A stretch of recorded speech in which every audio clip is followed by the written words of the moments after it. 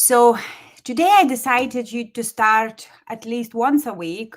So perhaps Fridays Clarity Boost lives.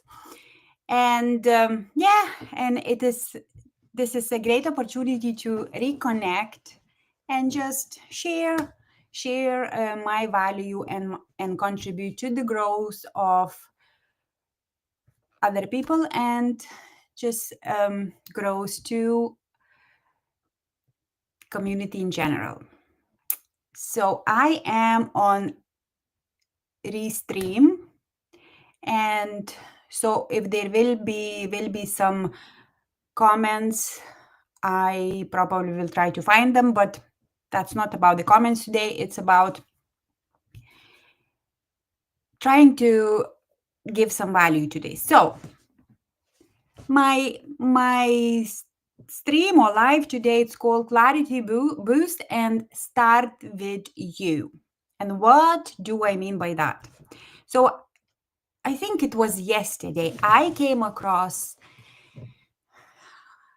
a very good post on LinkedIn. I can't remember the lady's name, but she made this amazing post about how very often, especially when we operate online, we are contacted or DM'd by some strangers who uses strangers who use some sorts of templates for their cold messages, and they just pitch whatever they want to pitch us, and then off they go. So I don't remember everything from that post, but I want to share one quote that it's actually stuck with me. So that, I think, yeah, one sentence from her post was this: just because you think I'm your ideal customer doesn't mean I think you are my ideal anything. So this is from her post. All credits goes to that lady on LinkedIn, and I'm sure I can find that post if somebody will ask. However, that post was uh, very very good in the sense that very often, and this is I invite you to reflect how often when you started your business, how often you were told, define your ideal client. Well, I'm sure very often, because everybody speaks about that. So then when we start creating our business strategy, we jump straight into defining this ideal client. And because we jump over some other steps or stages, very often then we feel disconnected. Many clients that I used, or still some of them I work, but in the past they said, I cannot define this ideal client because I don't want to invent. But yes, there is this advice from some schools of business management, that you need to define your ideal client first, and that's fine. However, if you don't have some foundations, or as I say, if you don't have that stage set before, then jumping into the step where you define your ideal client could be, or could feel very disconnected from who you are. So my advice, not my advice, but I'm going to share my framework that I use this framework. I use this framework for ages now, and it is very simple. And then I will share another tool that you can find that tool or adapt to your needs. But so I want to share, and I will share another screen, and I hope that will work. Yes, that is working. So I invite you to reverse engineer. Everybody now, if somebody says to you, start with defining your ideal client, so you stop immediately and reverse engineer and start with you. Why it is important start with you? because you are the core element of your business. You are the core element of your life. So you need to start with you. There is no point to start with your ideal client if you don't have foundation and you don't know who you are. So my framework is very simple, and this framework is the foundation of my business coaching. So I always ask everyone, start with you and identify your uniqueness, who you are, what are you passionate about, what are your expertise, what is your expertise, what is your experience, what are your inner gifts and talents, what qualifications do you have, what skills do you have, all these, and you write it down. And for that you can use another very well-known framework, but it is important start with you. So who are you? And you map out everything about yourself. And then of course you can niche it down or zoom it down and identify one core expertise that you love sharing with the world. So this is how you start with you, and you identify your uniqueness and you zoom down to that one expertise that could be your currency. And when I say currency, it will be that skill that people will pay money for it. That's very important in business. Now, from your uniqueness, we go to your unique solution. So then you look at your core expertise, and then you identify what unique solution that expertise may provide. And this is like a goes in a circle. Of course, these circles intercharge with each other, but it is important to start with your uniqueness. So and then when you know your uniqueness, you then easily can look and identify your unique solution. So what are you providing to the world? And what solution, and when we're talking about solutions, so then of course from your solution you need to think about the problems. What problems your solution can address? And here now the third step, now you look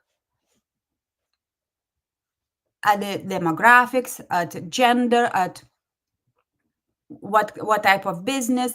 Then you look what type of need, what type of problem that particular group of people have. And because you know your unique core expertise, and because you know now what core solution you can provide, it is way easier to find out the problem, of course, the group that has that problem, and apply your solution. So you see, we reverse engineered. We didn't start from defining ideal client, demographics, where they hang out, why don't they sleep at night, or what keeps them awake. All this, very important, but you do that last, not first, because you start with you and then you finish with them. So I invite you to use that. You can make notes, or if you will revisit this live, you can of course take notes. And as I said, I use another framework very well known, and that's called SWOT analysis. However, many of us use SWOT for external environment and for our business. So today, I invite you to use SWOT for your personal analysis. So like strengths, weaknesses, they all inner. Opportunities are of course external, but you look at your strengths and your weaknesses, and how can you leverage them, and how can you reduce the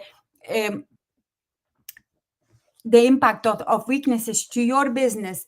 And then threats is actually as well could be internal and external, and threats are the limitations. So it could be fears, could be some trauma, some unsolved traumas, all this. However, today I'm not going to talk about that, but I'm just inviting you to use SWOT as well, but for your personal analysis, not for your business.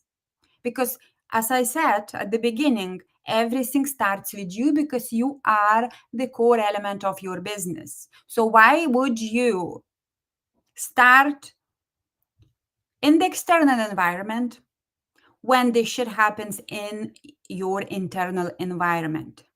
So clear that, get clear on who you are and what you want.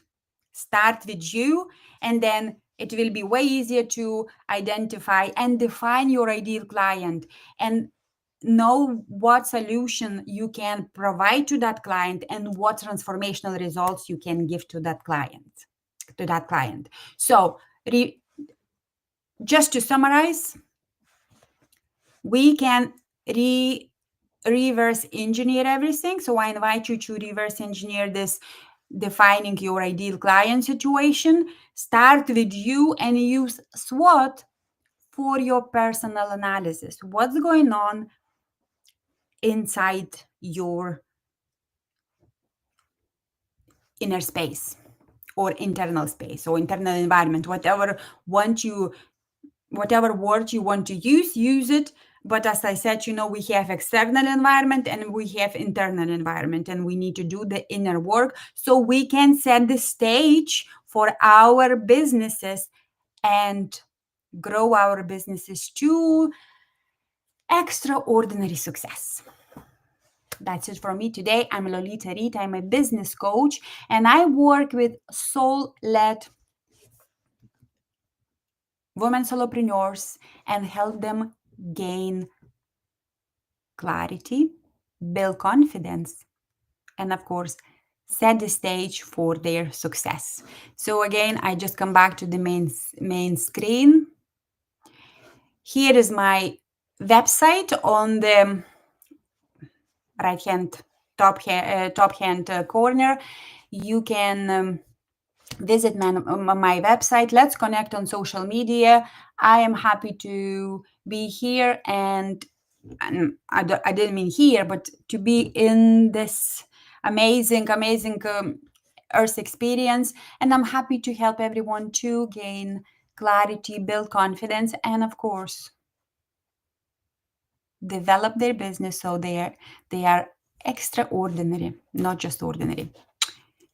See you next time, whenever I will decide to do another Clarity Boost live. But for now, just enjoy your weekend. It's Friday. It's already heading, to close this working day. And yeah, have fun. Bye.